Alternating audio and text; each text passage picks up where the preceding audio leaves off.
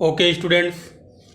Now today we will discuss the chapter cube and cube roots for class 8 from NCERT book, and the topic is cube root by estimation method.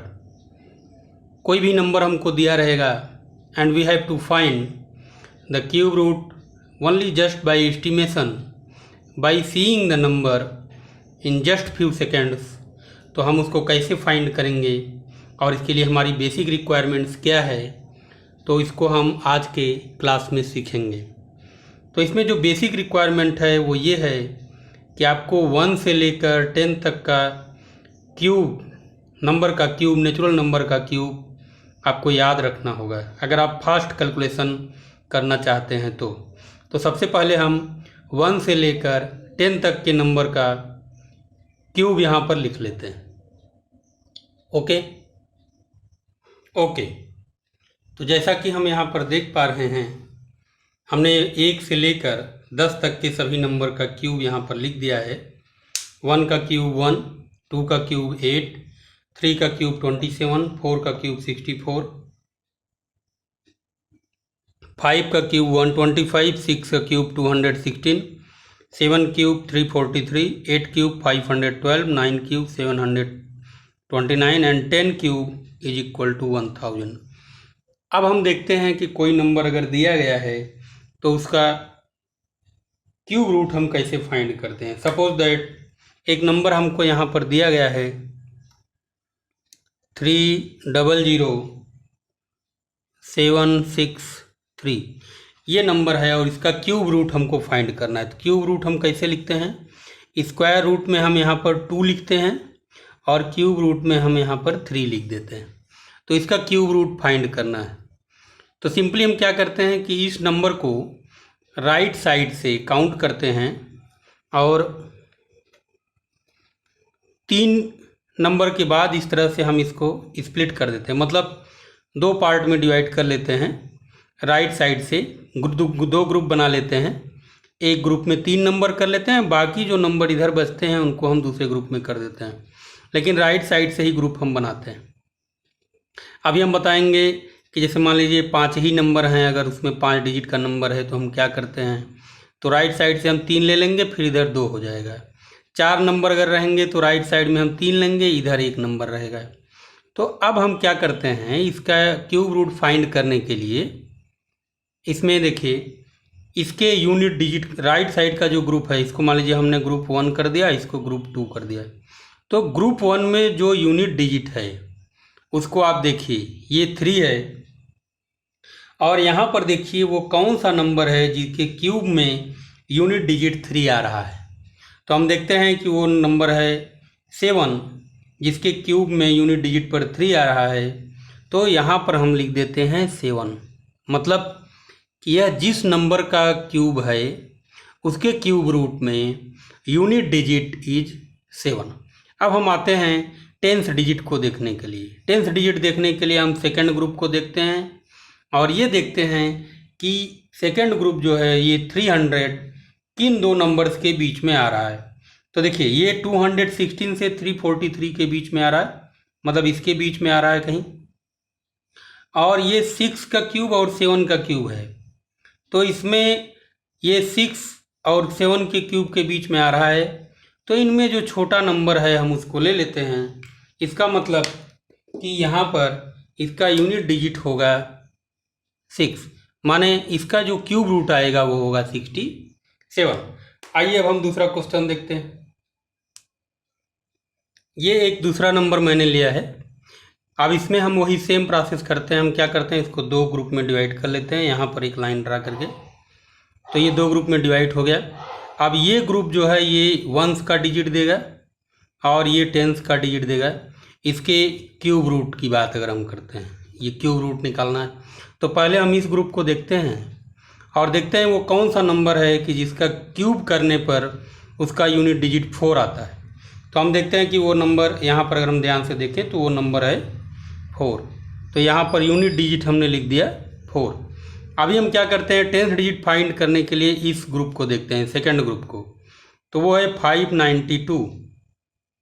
तो अगर हम देखें तो 592 किसके किसके बीच में आ रहा है, वो नंबर है 512 से 729, मतलब इसके बीच में आ रहा है।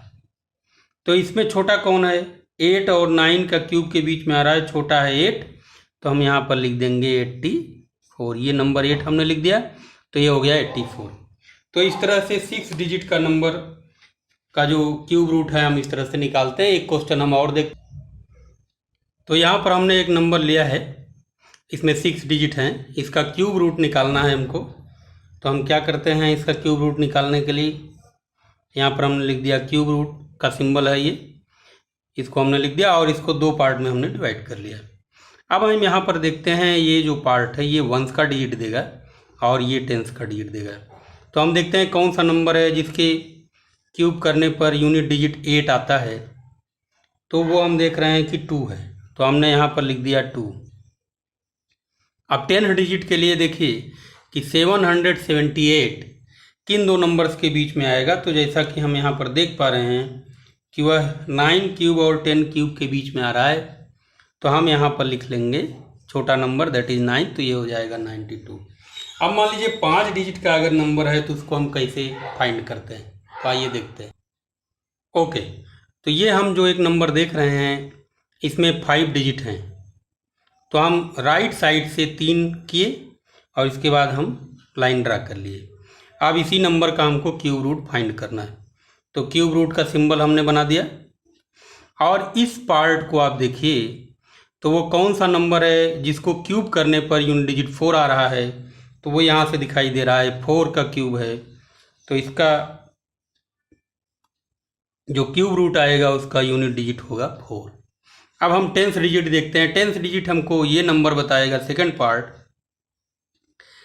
एंड हमको देखना पड़ेगा कि ये नंबर किसके किसके बीच में है। तो ये 27 और 34 के बीच में है, तो इसमें 3 क्यूब और 4 क्यूब के बीच में ये नंबर आता है, तो उसमें छोटा नंबर 3 है, तो हम यहाँ पर लिख लेते हैं 3। इसका मतलब है कि इस नंबर का जो क्यूब रूट आएगा वो होगा 34। कितनी आसानी से ये हम फाइंड कर सकते हैं।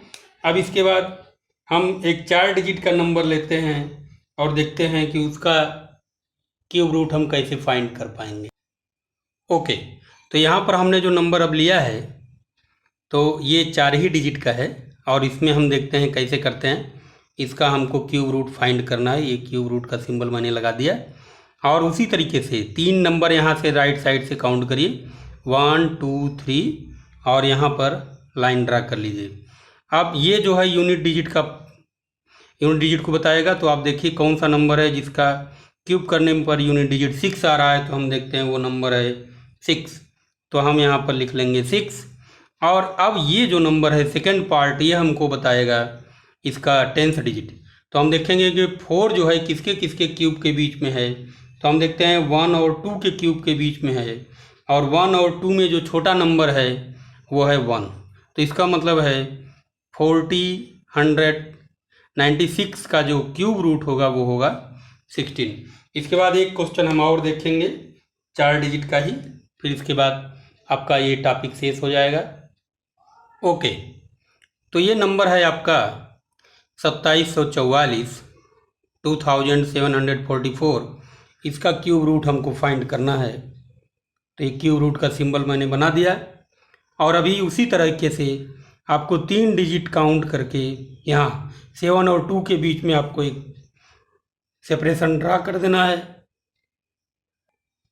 और अब ये पार्ट जो है ये बताएगा इस नंबर का जो क्यूब आएगा उसका यूनिट डिजिट, और ये पार्ट बताएगा 10th डिजिट। तो यूनिट डिजिट के लिए हम देखते हैं कि कौन नंबर है जिसका क्यूब करने पर उसके यूनिट डिजिट पर 4 आता है। तो जैसा कि हम यहाँ पर देख पा रहे हैं कि वो नंबर है 4, तो यहाँ पर हम लिख लेंगे 4। अब ये पार्ट जो है ये 10th डिजिट बताएगा। फिर उसी तरीके से हम करते हैं कि 2 किसके किसके बीच में आ रहा है, तो हम देखते हैं 1 और 2 के क्यूब के बीच में आ रहा है, तो 1 और 2 के बीच में जो छोटा नंबर है दैट इज़ 4, उसको हम लिख लेते हैं और ये 10th डिजिट मिल जाती है। इसका मतलब 2744 14 का क्यूब है, और बड़े आसानी से ये हम किसी भी नंबर का परफेक्ट, लेकिन नंबर परफेक्ट क्यूब होना चाहिए, इसका ध्यान रखना हमको बहुत आवश्यक है, नहीं तो ये मेथड गलत भी हो सकती है। नंबर जो हो वो परफेक्ट क्यूब होना ज़रूरी है, नहीं तो यह इस मेथड से गलत रिजल्ट भी आ सकता है। इसलिए परफेक्ट क्यूब अगर है तो हम इस मेथड से, जिसको हम एस्टिमेशन मेथड बोलते हैं, हम किसी नंबर का क्यूब रूट फाइंड कर सकते हैं। Okay, thank you.